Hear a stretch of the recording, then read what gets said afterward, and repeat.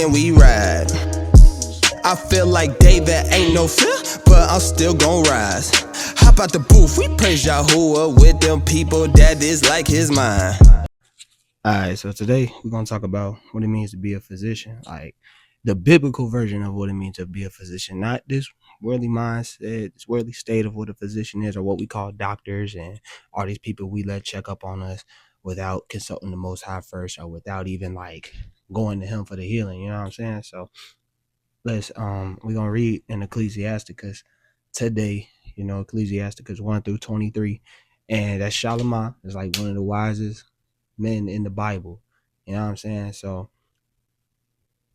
even though we all know he was wicked, he ended up turning away from Yahuwah, but he also came back. So let's see what he has to say about what a physician is. So I'm gonna start at 1. It says, honor a physician with the honor due unto him for the uses which ye may have of him. For Yahuwah has created him, for of the Most High comes healing, and he shall receive honor of the king. The skill of the physician shall lift up his head, and in the sight of great men he shall be in admiration.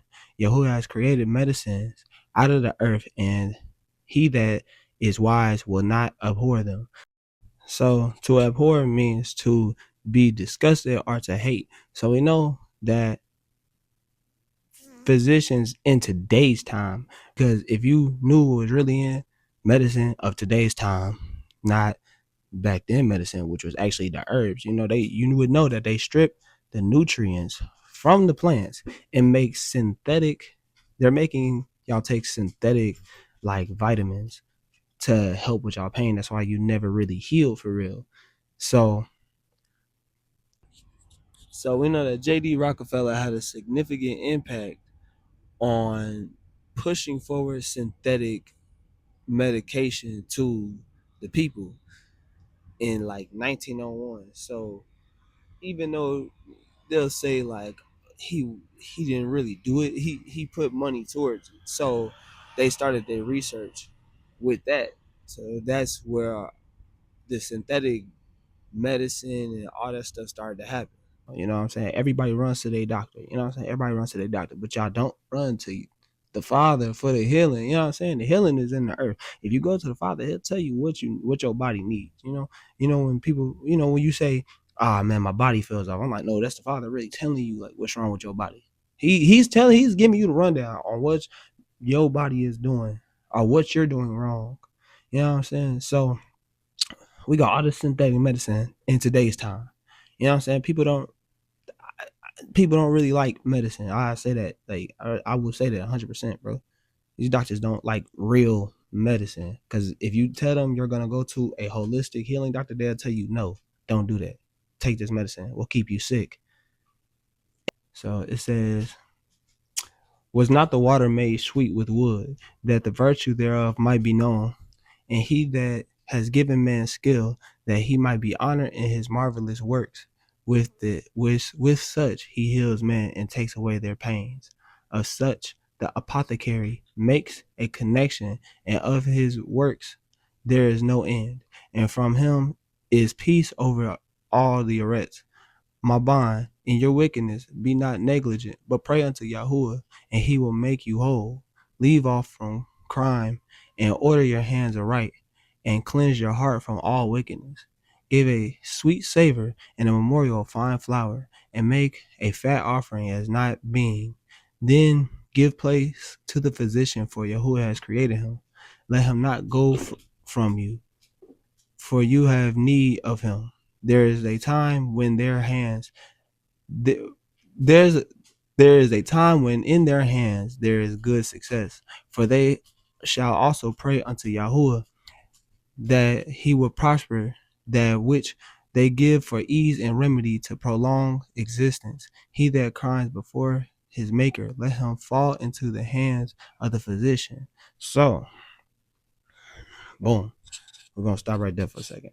So he that commits crime against his maker falls into the hands of the physician. So what does that mean? Have you ever like had somebody who was sick, but they were still moving around? You know what I'm saying? They were still able to do stuff for themselves, And in the moment they go to the hospital, they on their deathbed.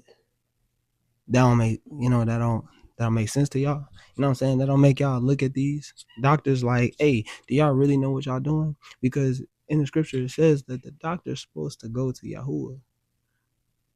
These doctors don't even know who Yahuwah is. They know God, but who's God? Like, let's be real, who's God? Because it's many different gods. You don't know what they doing in their spare time, bro. Like, and this is just for me. I'm glad my wife got into the herbs and the healing because I haven't had to go to the doctor. Yahuwah tells her what's wrong with me.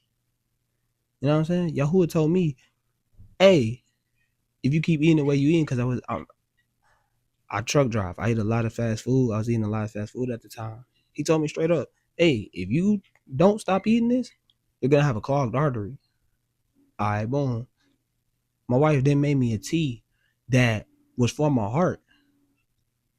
Right after he told me this. You know what I'm saying? So like you and your physician, it goes back to Amos. If two walk together, if two can't agree, then how can we walk together? I put the scripture up there. Yeah, I'm just paraphrasing, but I'm put the scripture up there. Like, how can you agree if you don't walk together? If you don't know, I tell people this all the time. You have to know the people that you are around. Like, for real. Like, I have to know what you're doing. I have to know the battles that you're facing. Because if not, I don't know what to pray for. You know what I'm saying? I don't know how to help you. I can't help you if I don't know.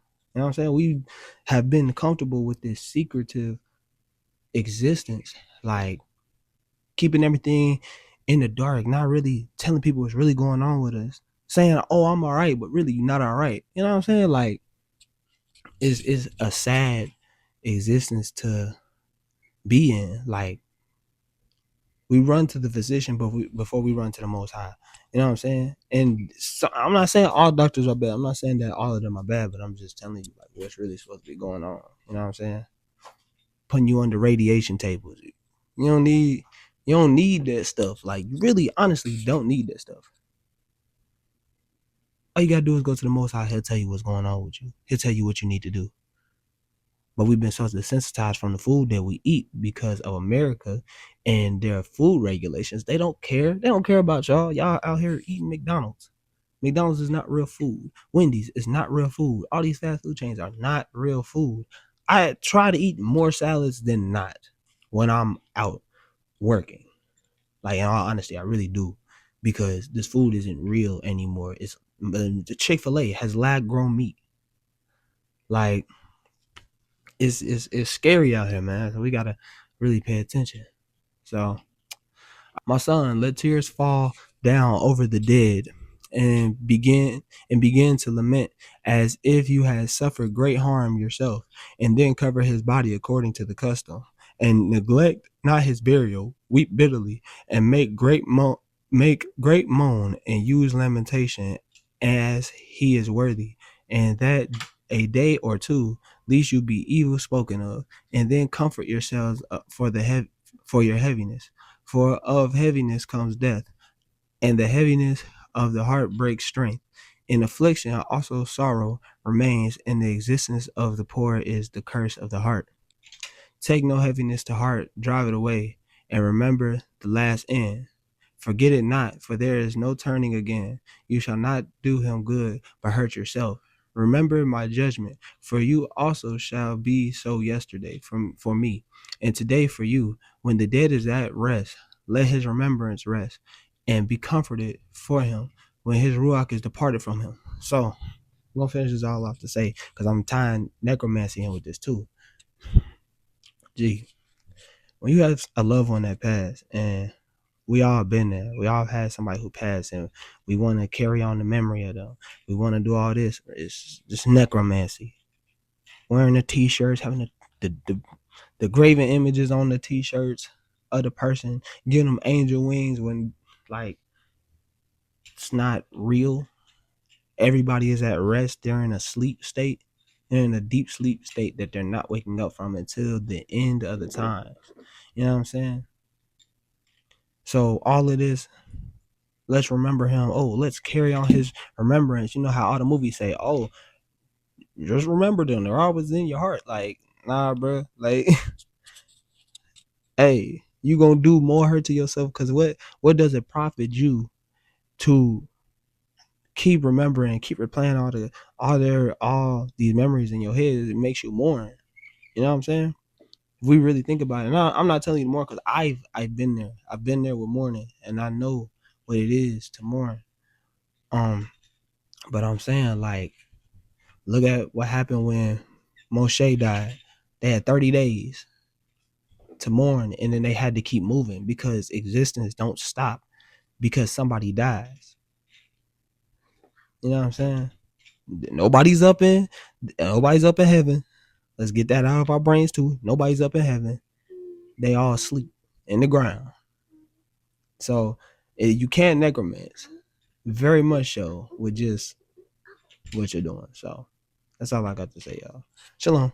Me and you, we can really be the same, but you on a different path and your feet different ways. You tell me it's a cycle that you gotta go through, but you feeling big F. Ain't the teacher told you you can wait to the end, but it might be too late. Time keys all ticking, ain't no time to hold weight. Gotta start the grind every day. Wake up every